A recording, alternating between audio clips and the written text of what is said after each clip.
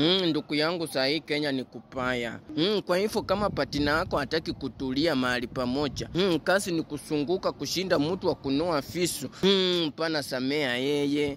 Ndugu yangu, imagine wewe unachiheshimu, unachilinda kweli kweli, unachipenda na unapenda maisha yako. Alafu siku moja, uende kwa VCT kupimwa virusi za ukimwi. Alafu usikie daktari anakuletea machipu akikwambia, ndugu yangu tulikupenda, lakini kama Mungu amekupenda zaidi. Ile itapita uko unakula matunda, unafanya mazoezi, na unalala mapema. Na ukizingatia kumeza matawa kila siku, utaishi vizuri. Unaanza kujiuliza, nimetoa wapi virusi za ukimwi?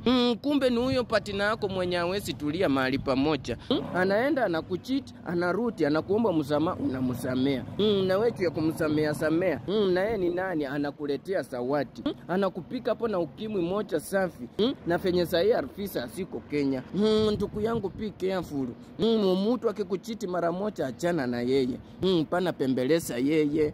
Yeye pana pesa. Mbara munyolanga.